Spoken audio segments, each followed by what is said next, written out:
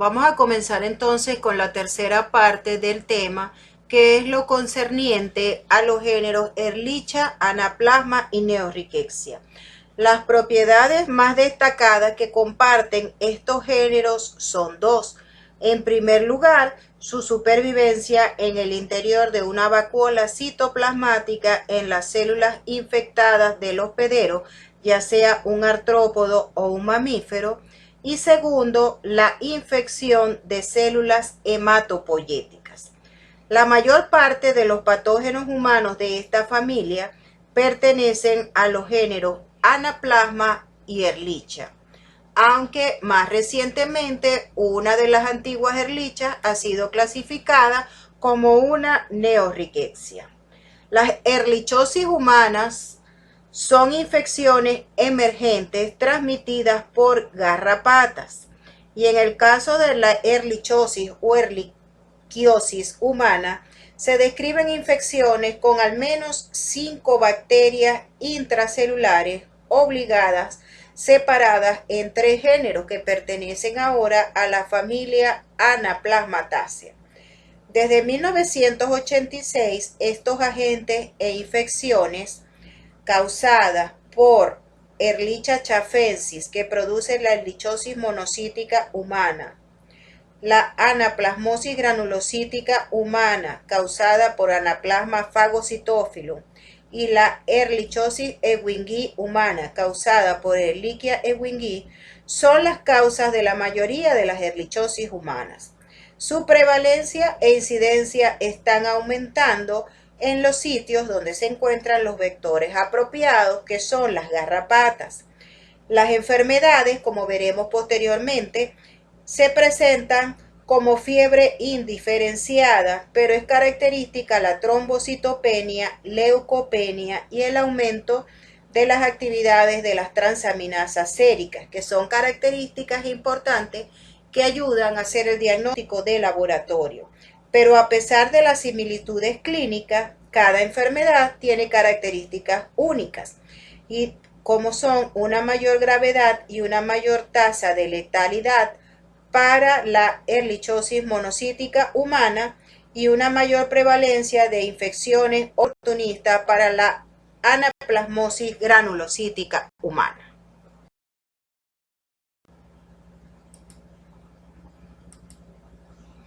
En el año 2001 se reorganizó la clasificación taxonómica del orden Rickettsiale y 4 géneros fueron incluidos dentro de la familia Anaplasmataceae, como son Anaplasma, Ehrlichia, Neorrickettsia y Wolbachia. Ahora, los miembros del género Ehrlichia y Anaplasma son ahora reconocidos como importantes patógenos humanos. Como mencionamos previamente, son bacterias intracelulares obligadas que actualmente están ubicadas en el filum Proteobacteria, orden Rickettsiale, clase Alpha Proteobacteria y familia Anaplasmataceae. Están cercanamente relacionados con los géneros Rickettsia y Orientia. Todos los miembros de las antiguas tribus Ehrlichia y Wolbachia, ahora están incluidos dentro de la familia Anaplasmataceae, en vez de la familia Rickettsiacea, donde estaban originalmente. De tal manera que a la fecha la familia Anaplasmataceae está constituida por 6 géneros: Aegyptianella,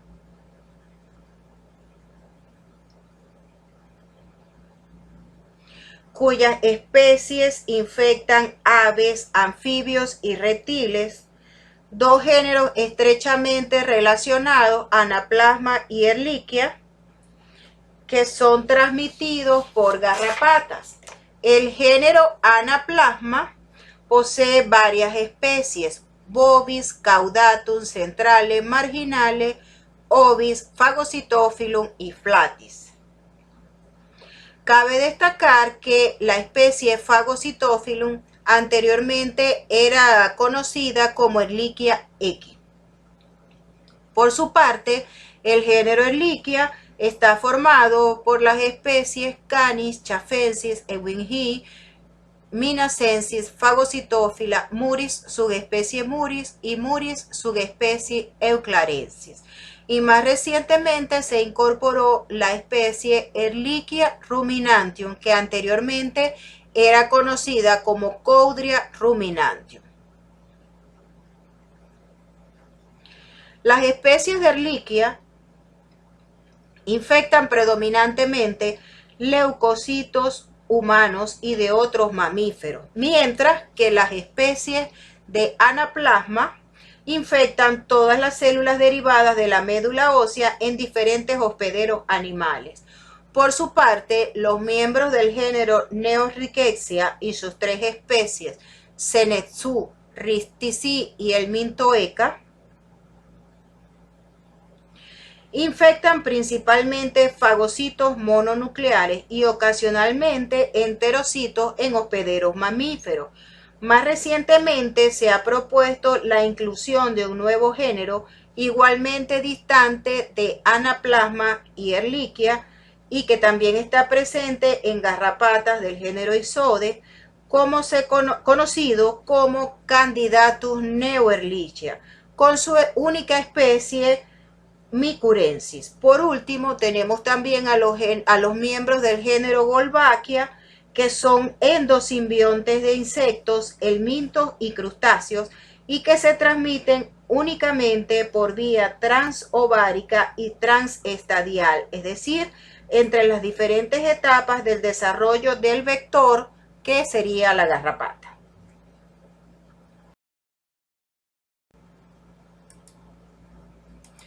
Como hicimos con los microorganismos anteriores, aquí vemos cómo es el origen histórico de los términos, de las especies, de los nombres de Ehrlichia y Anaplasma, donde vemos que Ehrlichia recibe su nombre en honor al microbiólogo alemán Paul Ehrlich.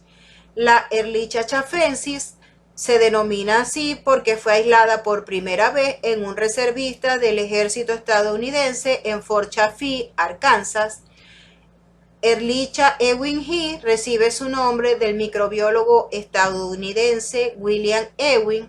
Anaplasma viene de an, que quiere decir sin, implasma, que quiere decir entidad uniforme, es decir, que hace referencia a una cosa sin forma.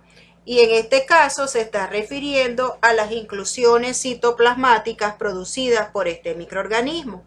Y en cuanto a la especie de Anaplasma Phagocytophilum, fago quiere decir comer y cito es un recipiente o recinto y philein viene de filo, de amar, de querer, es decir, que le gustan o está presente en los fagocitos, o sea que tiene afinidad por las células fagocíticas.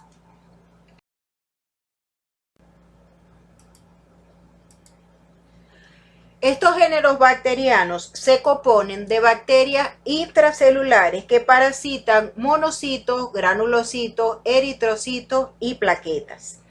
A diferencia de Rickettsia, Orientia, Ehrlichia y Anaplasma permanecen en la vacuola fagocítica después de entrar en la célula e impiden la fusión de los lisosomas al inhibir la expresión de receptores adecuados en la superficie de dicha vacuola.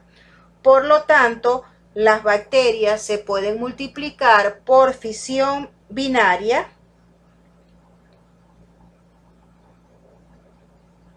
en el interior del fagosoma sin que se vean afectadas por la exposición a las enzimas hidrolíticas contenidas en el lisosoma. Las bacterias en proceso de replicación se organizan en masas rodeadas de membrana que son denominadas mórulas. La observación de células que contienen mórulas posee entonces una capacidad diagnóstica. Existen tres formas intracitoplasmáticas de estos microorganismos.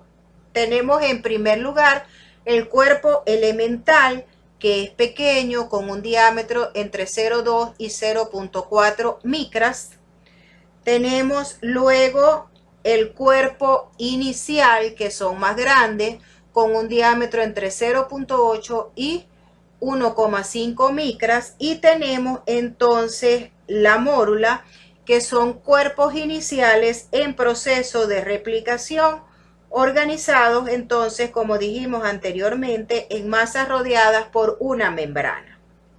La infección progresiva lleva a la lisis de la célula infectada, a la liberación de las bacterias y posterior infección de nuevas células susceptibles, como veremos posteriormente cuando estudiemos el ciclo de vida. Estos microorganismos no crecen en los medios de cultivo habituales y precisan para su crecimiento líneas celulares, específicamente células promielocíticas HL60 y precursores mielomonocíticos. Además, se tiñen débilmente con la tinción de Gram, pero son considerados como Gram negativos. Se tiñen mejor con la coloración de Gienza o Wright, que son coloraciones comúnmente utilizadas en hematología.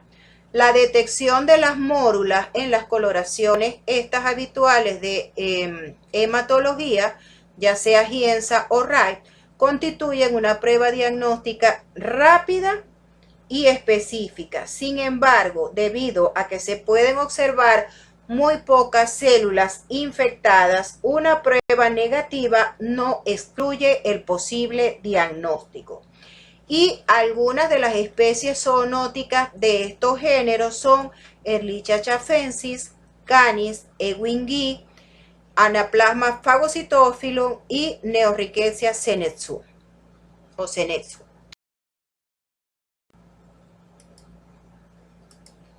La estructura de la pared celular de estos microorganismos es semejante a la de las bacterias gram negativas, aunque carecen de péptidoglicano y lipopolisacárido. Tampoco poseen muchos de los genes de la vía glicolítica, pero sí poseen las enzimas del ciclo de Krebs y del metabolismo de las purinas y pirimidinas. A diferencia de Rickettsia, pueden sintetizar ATP, ya que poseen el complejo ATP sintetasa y otras enzimas requeridas para la respiración aeróbica, pero a diferencia de Rickettsia, no poseen ATP, ADP translocasas.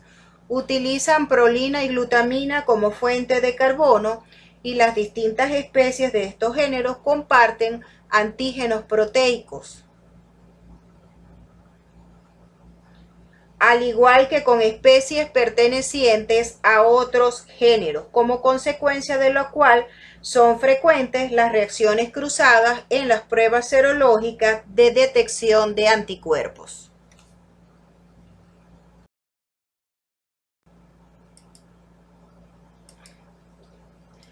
Estos microorganismos son capaces de replicarse en los fagosomas de las células infectadas.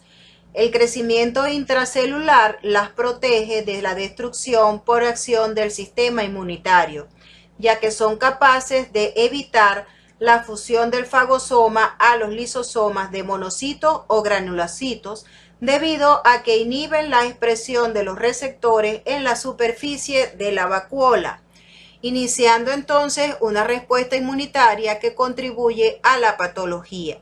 La estimulación bacteriana de la producción de citocinas proinflamatorias desempeña una función clave en la activación de los macrófagos, los cuales actúan directamente sobre las células infectadas o también pueden actuar sobre bacterias oxonizadas con anticuerpos durante su fase extracelular.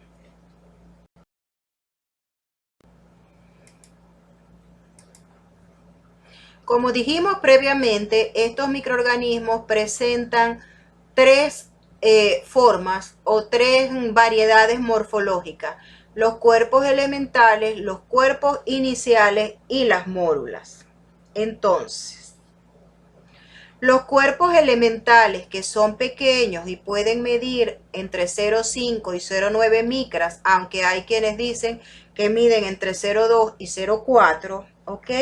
Son las formas maduras infectantes extracelulares que se adhieren a las membranas de las células diana mononucleares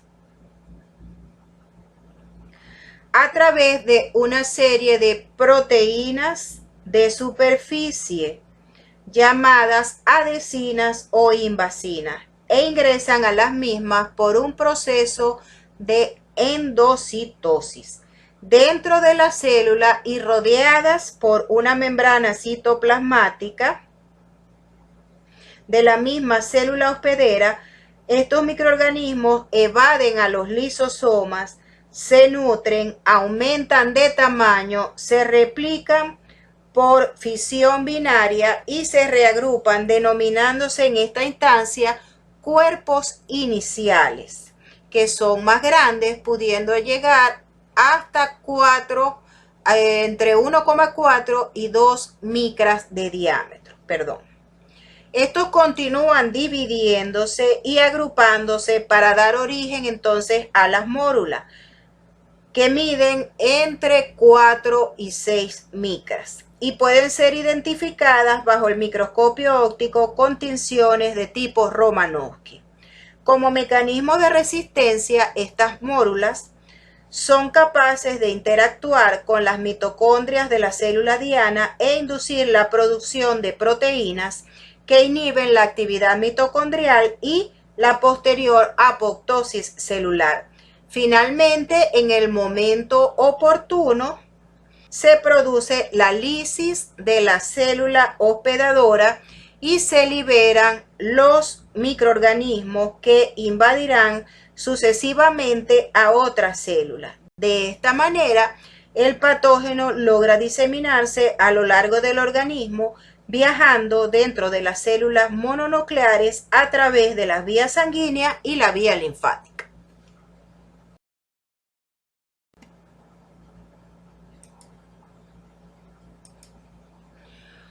Como ya les señalé anteriormente, la ehrlichiosis o ehrlichiosis, también llamada enfermedad liquial, es un grupo de enfermedades que puede ser causada por diversas bacterias de vida intracelular pertenecientes a los géneros Ehrlichia, Anaplasma y Neorrhizquia, todos pertenecientes a la familia Anaplasmataceae.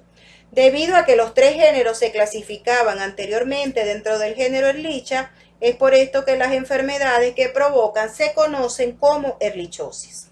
La mayor parte de ellas se transmiten por la picadura de garrapata. En otras, sin embargo, la fuente de contagio son varias especies de nematodes y tremátodes. La ehrlichiosis fue reconocida por primera vez como una enfermedad humana en los Estados Unidos a finales de la década de 1980.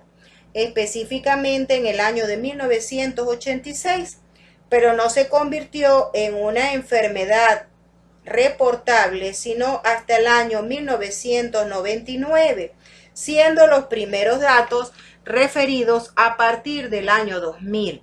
Y según las recomendaciones del Centro de Control de Enfermedades Infecciosas, el CDC, la definición de caso de ehrlichiosis se dividió entonces en 4 categorías: la infección por Ehrlichia staphylococcus, por Ehrlichia ewingii, por Anaplasma phagocytophilum y también el cuarto grupo es la infección indeterminada llamada simplemente ehrlichiosis o anaplasmosis. En este gráfico puede observarse el número de casos de infección producida por Ehrlichia staphylococcus y cómo se ha incrementado año a año en Estados Unidos entre el año 2000 y el 2017, teniendo entonces representado en el gráfico en color morado oscuro los casos desde el 2008 hasta el 2017 y en color lila o color más claro los casos previos al 2007.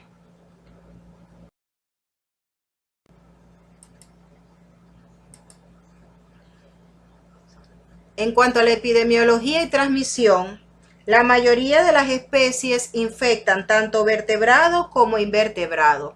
Ehrlichia y Anaplasma son agentes zoonóticos transmitidos de animales al hombre a través de garrapatas. Neorrickettsia senescens raramente causa infección en el humano y probablemente es adquirida por la ingestión de pescado contaminado con tremátodes, que a su vez están infectados por Neorrickettsia. Las garrapatas son vectores relevantes, aunque la transmisión transovárica es un proceso ineficiente.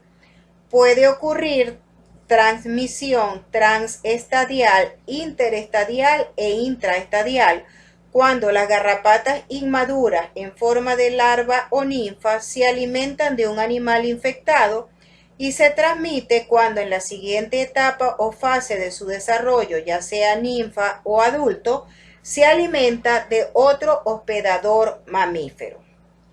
Los reservorios naturales más importantes para estos microorganismos son los ciervos de cola blanca, los ratones de patas blancas, ardillas, ratones de campo y cánidos. Y estos reservorios, como veremos más adelante, varían de acuerdo con la especie.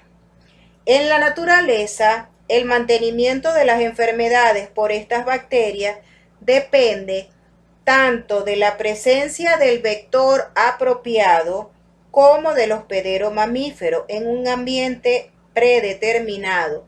Por lo tanto, los sujetos con mayor riesgo de padecer cualquier tipo de erlichosis son aquellos expuestos a las garrapatas en las zonas endémicas. La mayor incidencia de estas infecciones se produce en los meses en los que las diferentes especies de garrapatas implicadas en la transmisión de estas bacterias están más activas, que corresponden a la época de primavera-verano y principio de otoño, por lo que la enfermedad es más frecuente entre los meses de abril y octubre. Como ya dijimos, el contacto con sangre de animales infectados es el principal mecanismo de adquisición de la enfermedad, pero sin embargo también se ha reportado el empleo de hemoderivados, es decir, de transfusiones, y la transmisión perinatal. Pueden ser vías excepcionales de adquisición de la enfermedad.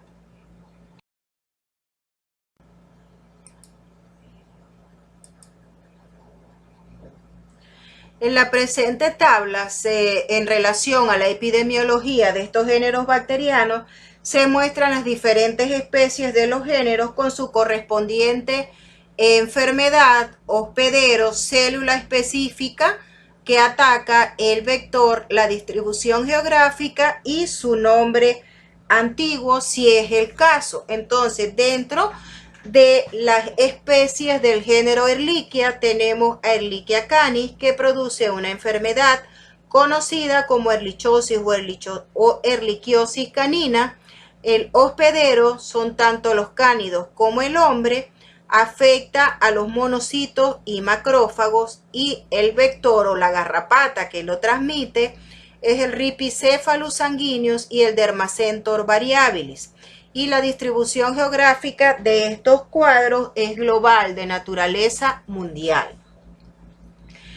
Otra de las especies de Ehrlichia, Ehrlichia chafensis, ¿verdad?, es la productora de la erlichosis monocítica humana. Hospedero, por lo tanto, son el hombre, los ciervos y los cánidos, específicamente los perros.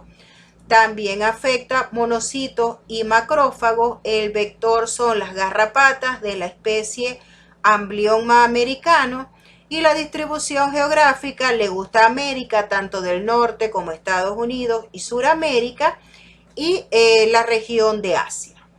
Por su parte, Ehrlichia ewingii produce la erlichosis granulocítica canina o erlichosis humana ewingii.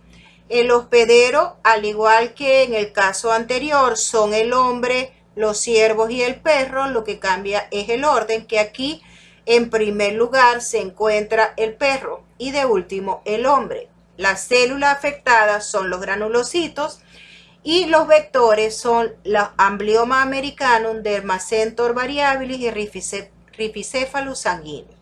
Y en cuanto a la distribución geográfica, se encuentra fundamentalmente en Estados Unidos. Ehrlichia muris produce esplenomegalia. En cuanto al hospedero, son los roedores y el hombre, afecta a los monocitos, y el vector es Hemaphysalis, especies de Hemaphysalis y de Isodes, perdón. Y en cuanto a la distribución geográfica, se encuentran en la región del Japón, Rusia y Estados Unidos. Por su parte, Ehrlichia ruminantium produce la enfermedad de Hertz-Water, conocida también como hidrocarditis o coudriosis. El hospedero obviamente son los rumiantes, el hombre afecta las células endoteliales y los granulocitos. El vector son las distintas especies de amblioma, se encuentra en África y en la región del Caribe, y anteriormente esta especie era conocida como Coudria ruminantium.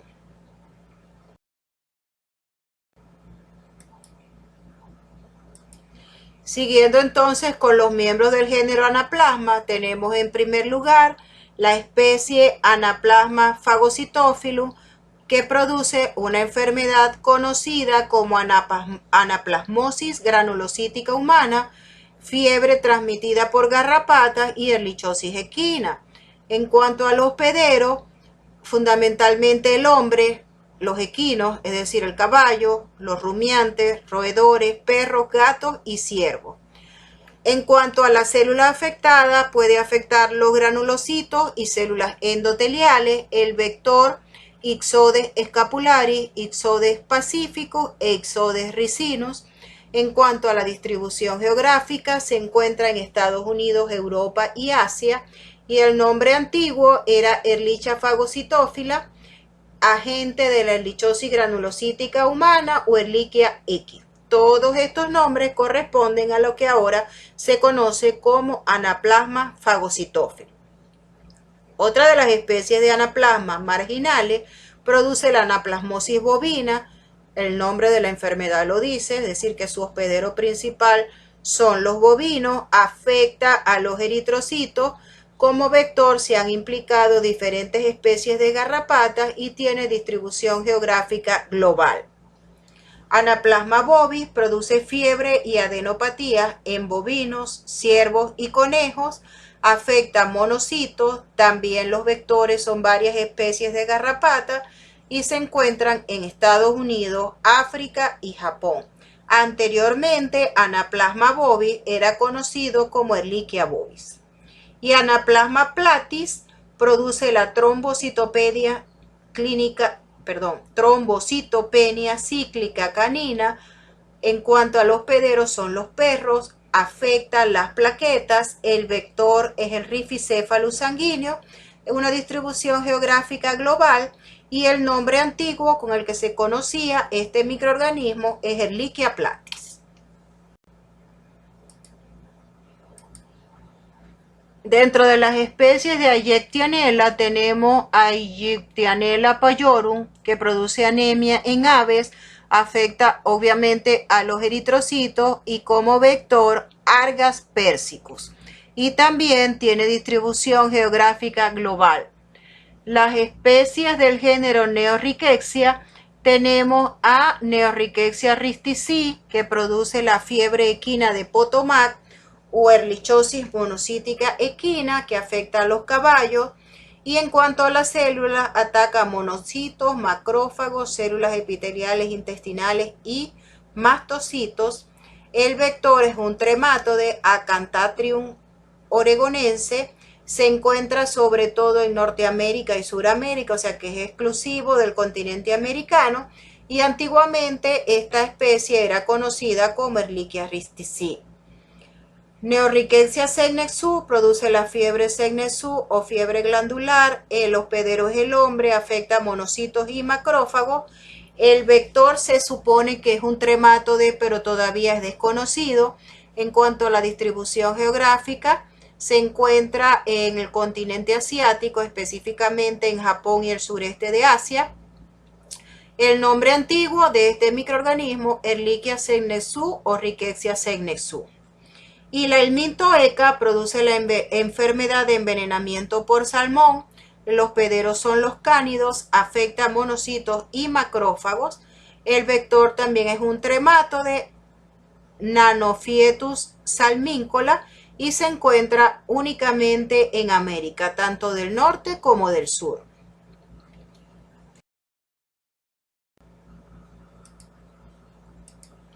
Dentro del género Wolbachia tenemos a la especie Wolbachia pipientis, que produce feminización, partenogénesis, matanza masculina, incompatibilidad citoplasmática en artrópodos, ceguera de los ríos y elefantitis cuando el hospedero mamífero de nematodes infectados. El hospedero son artrópodos y nematodes, la célula hospedera, las células del cordón lateral, sincicial y de los ovarios. No tiene vector y la distribución geográfica es global. Y dentro de los otros géneros Candidatus, específicamente Candidatus neorickettsia y Candidatus xenoaliotis, tenemos a Candidatus neorickettsia micurensis, que produce la neoerlichosis humana, que afecta a roedores y al hombre. En general, las células que se ven principalmente afectadas son las células endoteliales, y el vector son especies de ixodes, especialmente Ixodes ovatus e Ixodes ricinus, y se encuentra en Japón, en China y en Europa. Y el Candidatus neorickettsia lotoris todavía no se conoce cuál es la enfermedad que produce. Se hospeda en mapaches, tampoco se conoce la célula hospedera ni el vector, y se encuentra en Estados Unidos. Y el otro género, Candidatus, tiene a la especie californiensis, que produce el síndrome de marchitamiento en los abalones, que son especies marinas, y afecta a las células epiteliales intestinales. El vector no se conoce todavía y también es propio, en la distribución geográfica, es propio de Estados Unidos.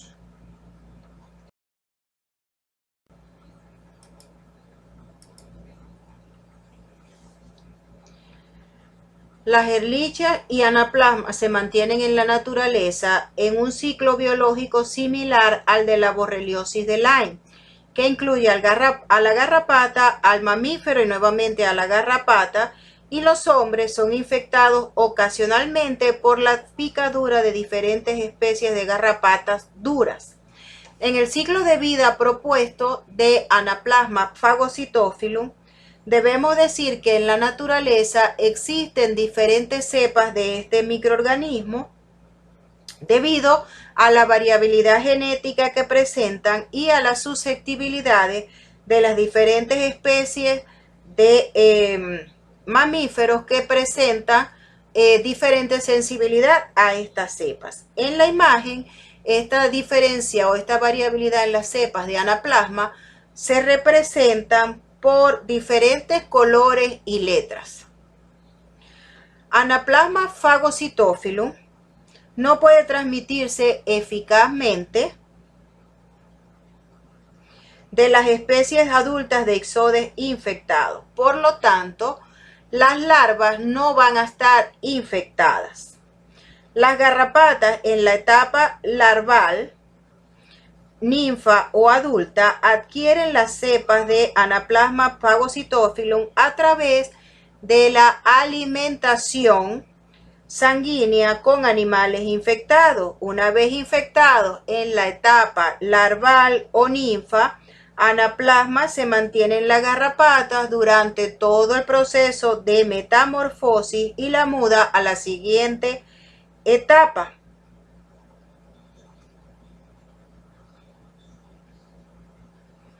De su vida y se transmite a los animales a través de la alimentación con la sangre cuando el hospedero animal es susceptible a la cepa en particular. Afortunadamente, los seres humanos son sensibles solo a cepas limitadas y constituyen el hospedero sin salida de Anaplasma phagocytophilum y no son una parte normal del ciclo de vida ni de este microorganismo ni de las garrapatas. La susceptibilidad de las especies animales a las diferentes cepas putativas de Anaplasma mostrada en la gráfica es una propuesta, pero la mayoría de estas no han sido probados experimentalmente.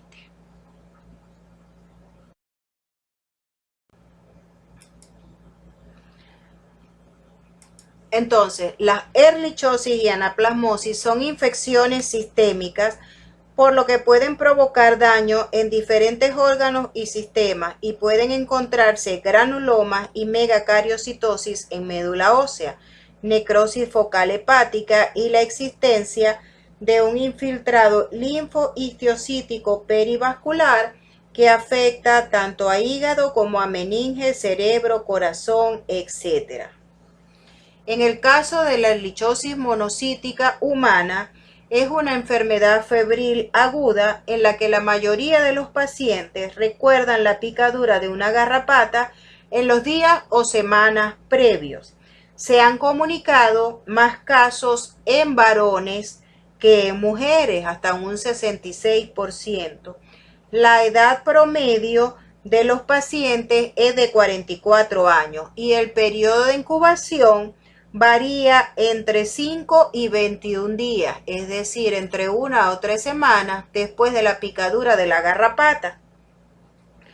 Los pacientes presentan un cuadro pseudogripal con fiebre de comienzo súbito de aproximadamente 38,5 grados centígrados, malestar general, cefalea, mialgias y artralgia.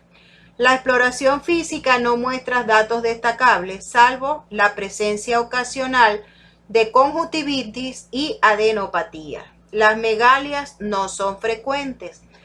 Además del cuadro clínico pseudogripal, pueden existir otras manifestaciones clínicas como trastornos gastrointestinales, por ejemplo, náuseas, vómitos, diarrea, cuadros respiratorios como tos, y también puede existir dolor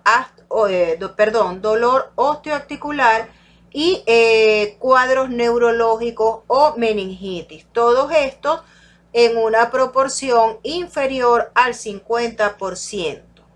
El exantema de inicio tardío o rash, característico de estas infecciones, es más frecuente en niños y se observa hasta en un 57% de los casos. Más del 86% de los pacientes presentan anormalidades en los parámetros de laboratorio, específicamente en la parte de la citométrica de la sangre. Específicamente existe trombocitopenia, leucopenia y también se observa incremento de las transaminasas séricas. Aunque estos hallazgos de laboratorio, tanto hematológicos como bioquímicos, son inespecíficos, pueden ayudar al diagnóstico. Así, la mayoría de los pacientes presentan en la fase aguda de la enfermedad leucopenia y trombocitopenia, además de elevación moderada de las transaminasas, específicamente la aspartato aminotransferasa y la alanino aminotransferasa, igualmente de la lactato deshidrogenasa y la proteína C reactiva. Recordemos que estos son marcadores inespecíficos de infección. En un 9-17% de los pacientes se producen complicaciones severas que incluyen meningoencefalitis, un síndrome similar al shock tóxico con falla multiorgánica, incluyendo el síndrome de distrés respiratorio en adultos.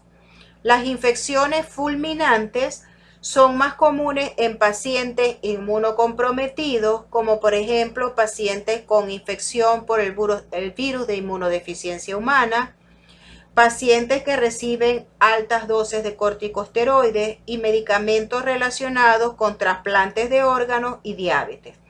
La tasa de letalidad es baja, entre un 2 y un 3%, y el sexo masculino, la edad avanzada, la inmunosupresión y el diagnóstico tardío pueden conducir a un retardo en el tratamiento y constituir factores de riesgo de muerte.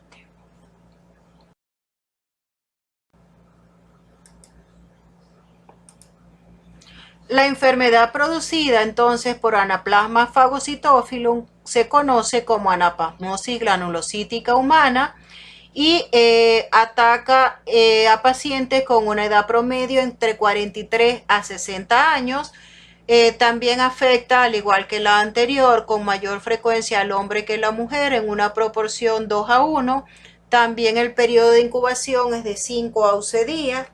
Tiene un cuadro de inicio similar, un cuadro pseudogripal con fiebre, cefalea, mialgias y malestar general. También puede haber afectación gastrointestinal, respiratoria del sistema nervioso central o musculoesquelética. Afortunadamente son pocos los pacientes que lo presentan. El rash se presenta en un 6% de los pacientes. Las anormalidades de la hematología en el laboratorio también son las mismas: trombocitopenia, leucopenia, en este caso con linfocitopenia, e incremento de las transaminasas séricas. Y las complicaciones severas, igual que en el caso anterior, síndrome similar al shock tóxico con falla multiorgánica, incluyendo síndrome de distrés respiratorio y también la aparición de infecciones oportunistas.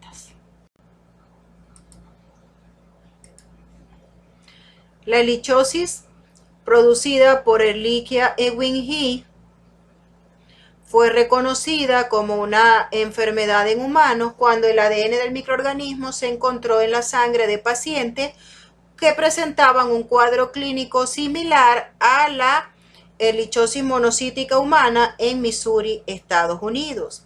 Esta infección presenta una distribución similar a la producida por Ehrlichia safensis. ¿Por qué? Porque comparten el mismo vector y también el principal reservorio, que es el ciervo de cola blanca, aunque estudios recientes señalan también a los perros como un posible reservorio. Esta infección afecta fundamentalmente a pacientes inmunocomprometidos, sobre todo se ha asociado con el virus de inmunodeficiencia humana, aunque se ha demostrado que clínicamente el cuadro es menos severo que la coinfección o infección mixta entre Ehrlichia safensis y el virus de inmunodeficiencia humana. Y la infección que produce es la ehrlichosis granulocitotrópica canina.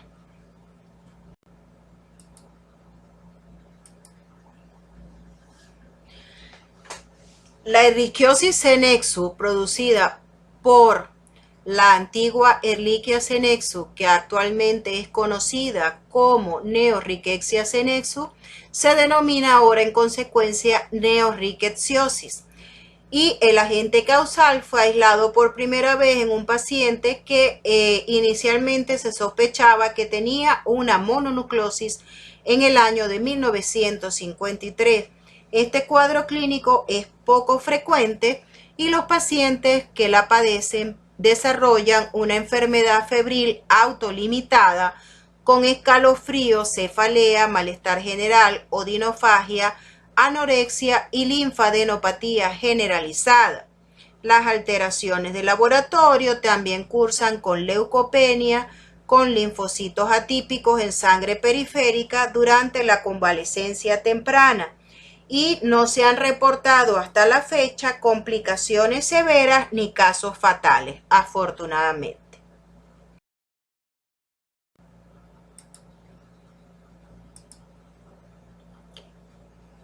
El diagnóstico de estas infecciones requiere de una gran sospecha clínica.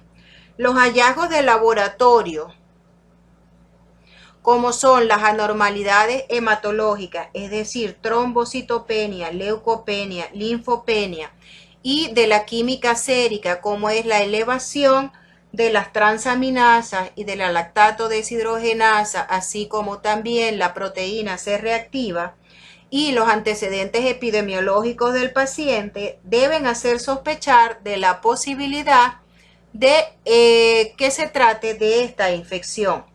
Estas infecciones deben tenerse en cuenta en aquellos individuos previamente sanos que presentan fiebre tras realizar actividades al aire libre y en aquellos pacientes que refieren el antecedente de una picadura de garrapata y que no responden al tratamiento con macrólidos o beta-lactámicos, especialmente en áreas que son endémicas para la borreliosis de Lyme.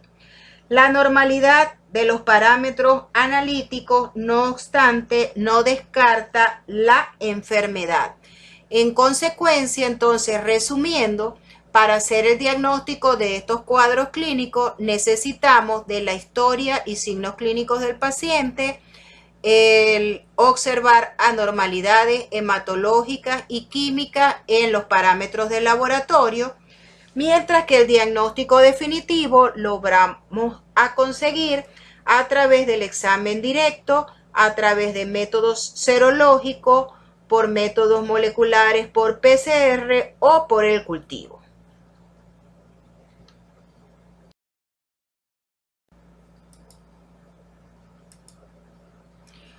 Para el diagnóstico, las muestras se deben obtener durante la fase activa de la enfermedad y deben ser procesadas lo más rápido posible, ya que los leucocitos degeneran rápidamente. Se prefiere utilizar sangre periférica o líquido cefalorraquídeo centrifugado obtenido con ECTA. Y estos son útiles para la mayoría de las pruebas de PCR, examen directo y cultivo. Las muestras para PCR tienen que ser congeladas a menos 80 grados centígrados hasta su procesamiento.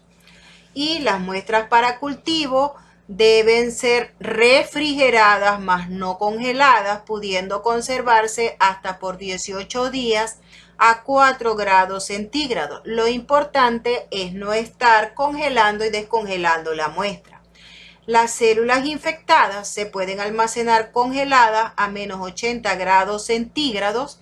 Específicamente se recomienda preparar una suspensión que contenga 10 a las 6 células por ml en un medio de cultivo de tejidos con un 10% de dimetilsulfóxido y 30% de suero fetal bovino.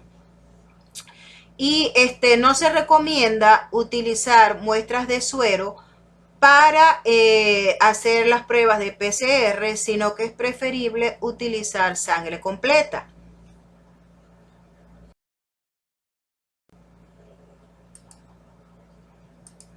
El diagnóstico mediante examen directo se puede hacer entonces por microscopía con tinción de Romanowsky de sangre periférica, ya sea con Gienza o Wright, la detección de antígenos mediante inmunohistoquímica o la detección de ácidos nucleicos mediante PCR.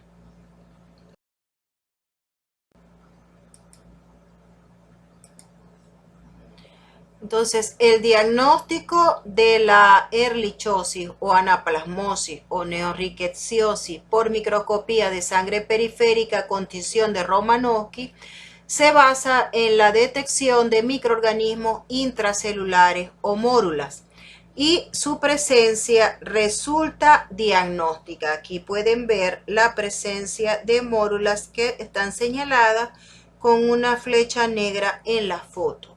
Las mórulas no son más que agrupaciones pequeñas de bacterias que miden entre 1 y 3 micras de diámetro, pueden ser redondas u ovales y aparecen como un punteado que va de basófilo a anfofílico dentro de las vacuolas citoplasmáticas en las tinciones de Gienza o de Wright.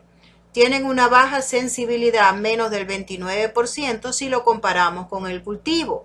Y la observación de las mórulas es más frecuente en pacientes inmunocomprometidos, lo cual se debe a que en los pacientes inmunocomprometidos hay una mayor carga microbiana.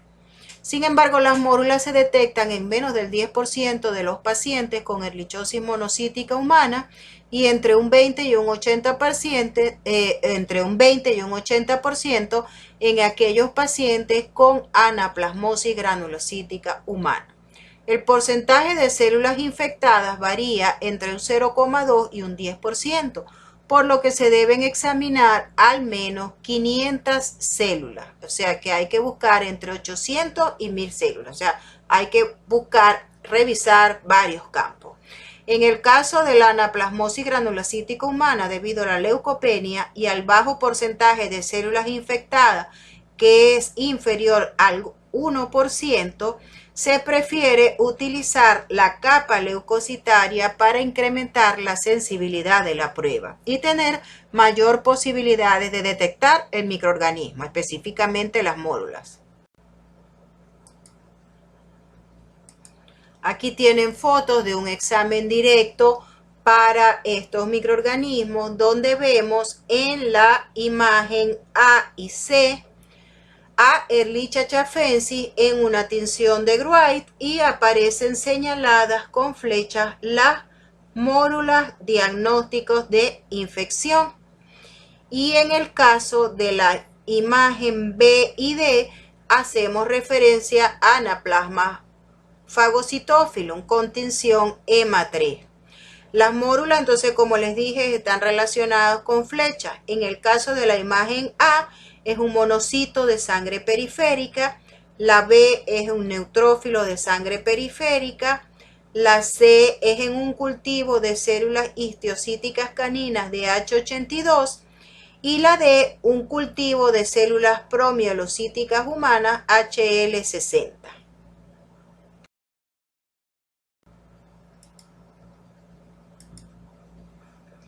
El cultivo se realiza en muy pocos centros y para su realización se recomienda un laboratorio con un grado mínimo de seguridad tipo 3.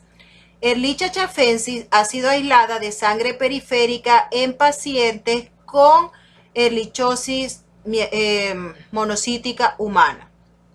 La línea celular de H82 de histiocitos caninos es la línea celular más utilizada para el tratamiento primario. Otras líneas que pueden utilizarse son la THP1, GEL22, Vero y HL60. El cultivo puede ser exitoso aun cuando no se hayan detectado células infectadas en los frotis de sangre periférica, y debe evitarse la presencia de antibióticos. Para el cultivo se realiza la inoculación directa de fracciones leucocitarias o de sangre completa en fiolas, conteniendo aproximadamente 2 por 10 a la 5 a 1 por 10 a la 6 células adherentes o no adherentes por ml de medio de cultivo de tejido.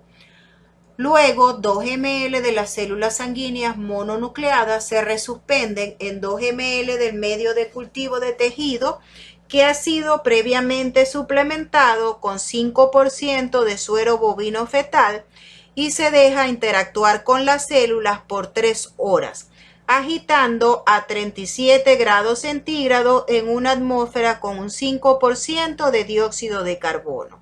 Y el tiempo de generación aproximado para Ehrlichia es de 19 horas.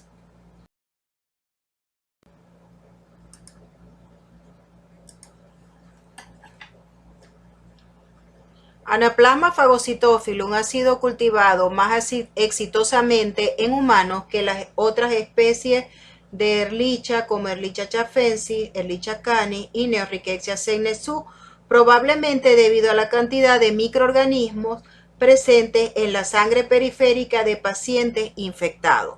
El aislamiento se logra mejor en la línea de promielocitos humanos HL60. Las condiciones óptimas para la recuperación de estos microorganismos aún no han sido determinadas del todo, debido a que los eritrocitos no afectan adversamente a las células HL60. La inoculación de sangre obtenida con ECTA es efectiva, aunque también se pueden utilizar fracciones granulocíticas por gradientes de densidad. Y para el cultivo se inoculan aproximadamente 100 a 500 microlitros de sangre obtenida con ECTA, conteniendo entre 10 a la 4 y 10 a la 2 y 10 a la 4, granulocitos infectados, y se inoculan en células HL60 no infectadas en fase de crecimiento exponencial, y se mantienen a una concentración de 2 por 10 a la 5 a 1 por 10 a la 6 células por ml del medio de cultivo de tejidos. Cabe destacar que en el caso de Ehrlichia ewingii todavía no se ha podido cultivar in vitro.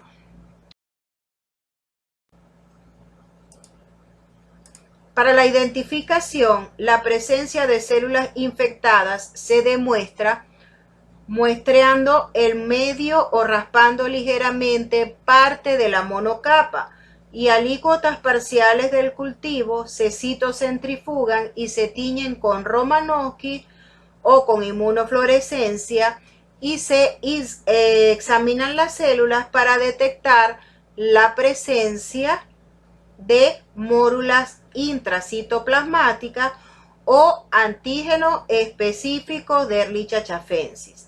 El cultivo puede requerir un mes o más, pero en ocasiones se ha logrado detectar en unos pocos días. La confirmación del agente infeccioso se logra actualmente mediante amplificación por PCR utilizando cebadores específicos de especie. En esta foto pueden observar una especie de Ehrlichia en el citoplasma de una célula mononuclear de perro infectada experimentalmente. Obsérvese entonces la vacuola con varios organismos ehrlichiales, donde vemos entonces señalado el cuerpo elemental que aparece acá designado como CE. Y en esta foto tenemos aquí también una especie de Ehrlichia en el citoplasma de una célula mononuclear sanguínea, también de un perro infectado experimentalmente. Aquí vemos dos vacuolas que contienen cuerpos elementales de diferentes formas y tamaños, rodeados por dos membranas distintas, la pared celular que aparece designada como PC y la membrana plasmática que aparece como MP, que es esta que está acá. La prolongación de la pared celular aparece como una punta de flecha que está acá y las vesículas intramolulares aparecen acá identificadas como BI. Y los cuerpos elementales están limitados por la membrana vacuolar MB y presenta también el núcleo.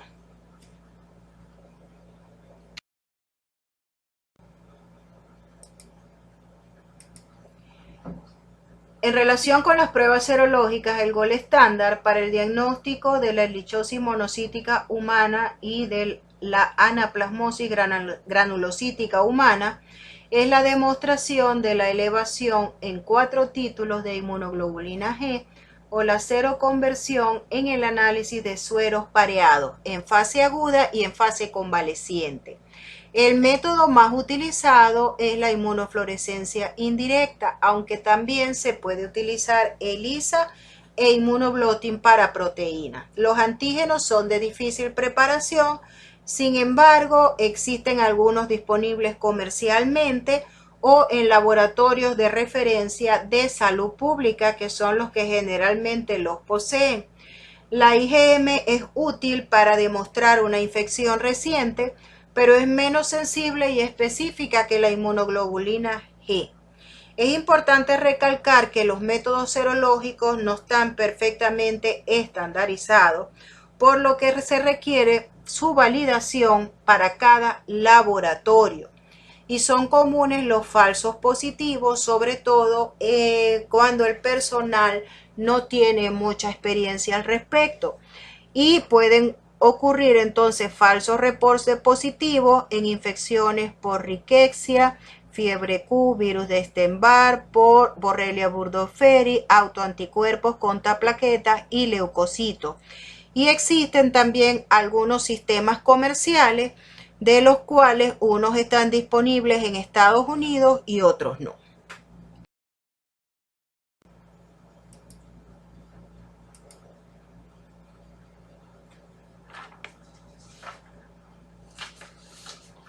Dentro de los métodos moleculares para el diagnóstico de la ehrlichiosis y anaplasmosis, el método de elección es la PCR o reacción en cadena de la polimerasa, que ha demostrado tener una sensibilidad relativamente elevada que oscila entre un 60 y un 85% en el caso de Ehrlichia chafensis y de un 67 a un 90% para Anaplasma phagocytophilus. La PCR es la única prueba definitiva para el diagnóstico de infección por Ehrlichia Ewing. aunque la sensibilidad y especificidad de esta prueba son desconocidas. Los avances recientes en los métodos moleculares prometen una sensibilidad analítica aún mayor y las pruebas múltiples que permiten identificar varios agentes de Ehrlichiosis a partir de una sola muestra ya están siendo descritos en ciertas regiones. Al igual que con la microscopía de frotis sanguíneos, la sensibilidad de la PCR también se ve afectada negativamente por el antecedente de tratamiento previo con doxiciclina. Las muestras de sangre se deben obtener antes o al inicio del tratamiento y este no se debe retardar mientras se esperan los resultados de laboratorio de las muestras.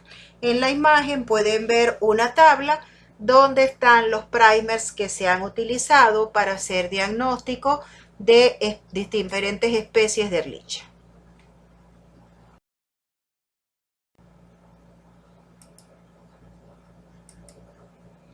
Estas bacterias se mantienen zoóticamente por transmisión entre garrapatas y hospedadores salvajes de mamíferos. El nivel de exposición de estos hospederos vertebrados e invertebrados a los factores de selección de antimicrobianos es muy bajo y por lo tanto la presión antimicrobiana que produce resistencia es muy poco probable. En consecuencia, las pruebas de susceptibilidad rutinaria son innecesarias. Ante la sospecha clínica de Ehrlichiosis o anaplasmosis, se debe administrar tratamiento de forma empírica sin esperar la confirmación microbiológica, ya que esta puede tardar semanas o incluso puede no llegar a producirse. Son muchos los antibióticos que han demostrado ser eficaces y al igual que en la rickettsiosis, la doxiciclina parece ser el tratamiento de elección, incluyendo a los niños, a los que se les deben administrar 100 miligramos cada 12 horas por 7 a 14 días. Y en el caso de los niños debe ajustarse la dosis de acuerdo al peso. Las fluoroquinolonas, específicamente ciprofloxacina, ofloxacina y levofloxacina, y la rifampicina son posibles alternativas terapéuticas. Las fluoroquinolonas ejercen acción bacteriostática in vitro y se ha detectado resistencia en algunas especies de Ehrlichia y recrudecimiento de la enfermedad después del tratamiento en anaplasmosis por anaplasma fagocitófilo. Las rifamicinas son bactericidas in vitro y han sido utilizadas con éxito en embarazadas y son una alternativa útil en pacientes que no pueden utilizar tetraciclinas. En ausencia de respuesta al tratamiento, se han de descartar otras posibilidades diagnósticas o coinfección por otros agentes. Los macrólidos, el cotrimoxazol, los beta-lactámicos, fenicoles y aminoglicósidos carecen de eficiencia para el tratamiento de estas infecciones. Y se ha demostrado que los pacientes que las padecen mejoran en 8 horas cuando es administrado el antibiótico de elección, que es la doxiciclina.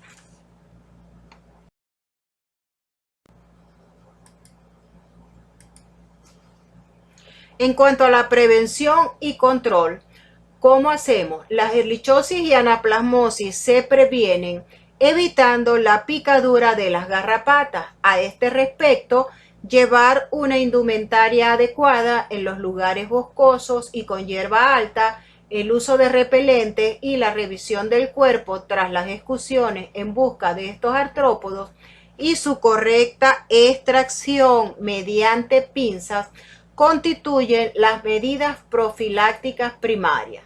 Otra medida la constituye el control de los vectores, para lo cual se debe remover las garrapatas de las mascotas, emplear acaricidas, sobre todo en las mascotas, en el ganado y el ambiente, y también mantener el control del hábitat de los vectores. Por el momento no existen vacunas y no hay evidencias de que la profilaxis antibiótica tras la picadura de las garrapatas sea costo efectiva.